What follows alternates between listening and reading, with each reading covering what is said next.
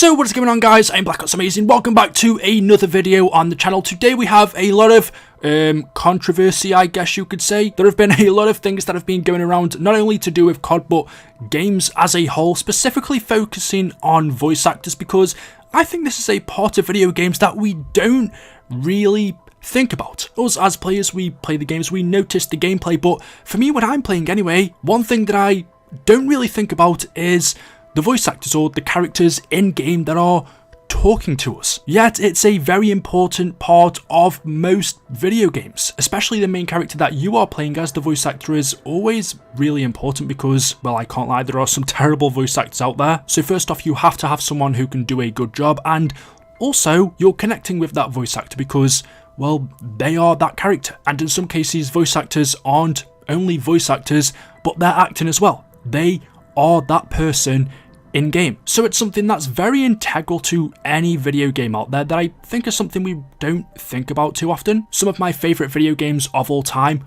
are my favourite because of the main character, the protagonist that we play as. But anyway, the reason why I'm bringing this up is because you might have seen on Twitter over the past day or so, it's gotten a lot of traction. This tweet from Helena Taylor, as you can see, it's got at this point 200 and almost 40,000 likes. I'm not gonna lie, I hadn't heard of her. I don't know if she just does Nintendo's games, but she's talking about Bayonetta here, which again, I haven't heard of this game. I don't really play Nintendo games, but basically she's the voice of Bayonetta. I'm assuming she's the main character. She's been in the previous games, but she isn't in the third one because of the money. The game, or the franchise as a whole, has earned over $450 million, and apparently to voice the latest game, she was offered $4,000. Now, I don't know what the industry standard is for voice acting, but there are some comparisons we can make here, because if we look at movies, for example, not even the bigger ones, the blockbusters, but the smaller ones, voice actors get paid, well, hundreds of thousands, it can be millions. They get a hell of a lot more than $4,000 anyway. Yet, a lot of video games actually bring in more revenue than what movies do. If we look at the biggest entertainment product of all time, it's GTA 5. It's Grand Theft Auto. It's not any movie, it's a video game. And even below that, a lot of video games bring in more than what movies do. Yet, voice actors for movies get paid a hell of a lot more than what voice actors for video games do. But you could argue they're equally as important as each other. If you think about it, what's the difference between someone voice acting a character in a video game and voice acting a character in a movie? You could even argue that a voice actor in a video game is more important because we're actually playing as that person, whereas when you're watching a movie, you're watching it on screen, you're watching someone play out a role. When you're playing a game, you are that character. In my opinion, you've got to get attached to that character a lot more. So just for me, it's a lot more important for the voice actor of a video game to be good than what it is for a voice actor of a movie character. So when you think about it in that way, getting paid $4,000 to, I'm assuming, voice act the main character in a video game franchise that has earned $450 million.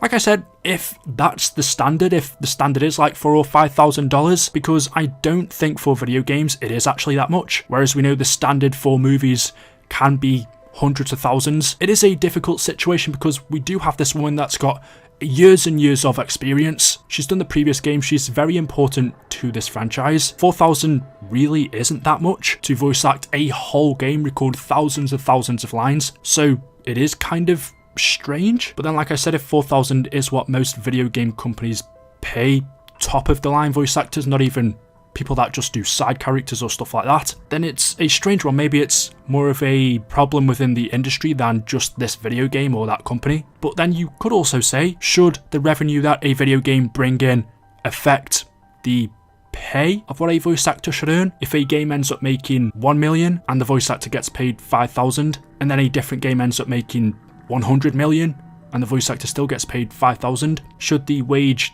differ because of the revenue a game's brought in? And this does translate to something I want to talk about in COD in just a second, but just taking a look at some of the comments because I thought they were pretty interesting and diverse. Somebody said, did you know that Helena Taylor, the voice actor for Bayonetta, didn't reprise her role for free because the company, for a $400 million franchise, was only going to pay her $4,000 for her work?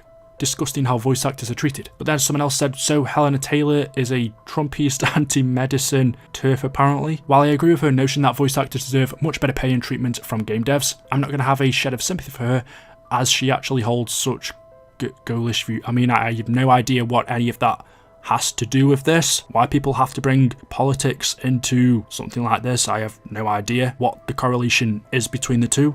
Some people are so strange, man. Just push that one to the side. But someone else said, yeah, no. If 4,000 is the industry standard, then 4,000 is the industry standard. You don't suddenly get more just because you think you deserve it. You honestly didn't have enough leverage to negotiate a higher pay. Tough luck. But again, with that one, she is a top voice actor. So on the leverage side of the argument, I can't really think of too many other voice actors that would have more leverage. The only big one that I'm really familiar with is obviously Nolan North. And to be honest, I don't think it's to do with having enough leverage to negotiate a higher pay anyway. If it was higher, how much higher? I don't think it'd be too much, maybe 5,000-6,000. I just think it is voice actors probably don't get paid enough for video games, especially when you look at how much revenue the gaming industry brings in. I think people do forget that it's an awful lot. We think of movies of bringing in a lot. Video games in general, for the most part, are on a whole nother level. Yet when you make that comparison, voice actors for movies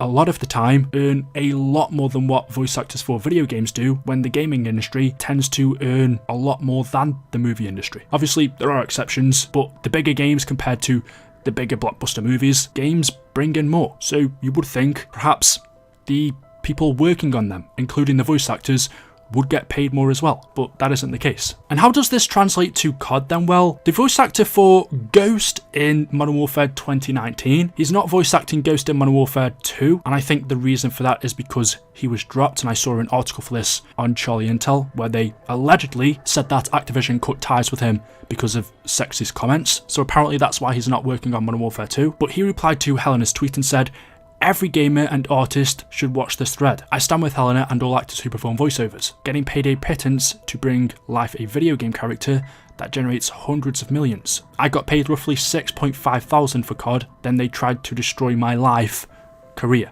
Now, I don't know anything about how Activision tried to destroy his life after he did the original Ghost in 2019. I have no idea how that happened, but a lot of people replied to this tweet, and on a different one he said, "Twitter is such a pit of idiocy. Voice actors should be paid a wage more consistent with their on-screen counterparts, especially when games generate hundreds of millions of dollars. Some dude that has never acted in his life, here's why you're wrong." I mean, he's got a point. I have absolutely no idea about this industry or really how much they get paid. All I'm going to say is I really hope Nolan North gets paid, because goddamn he is, I mean, he's on another level. But he is probably right. Voice actors for games don't get paid enough. But there is a different voice actor for Ghost now, which I have seen a lot of people happy about and some people not. Considering he isn't the original Ghost from the original series, I don't think so anyway. It never really bothered me too much who was voice acting Ghost in the new franchise. So yeah, that's a whole thing in itself. And just another thing I wanted to look at was people getting banned in Modern Warfare 2 already when the game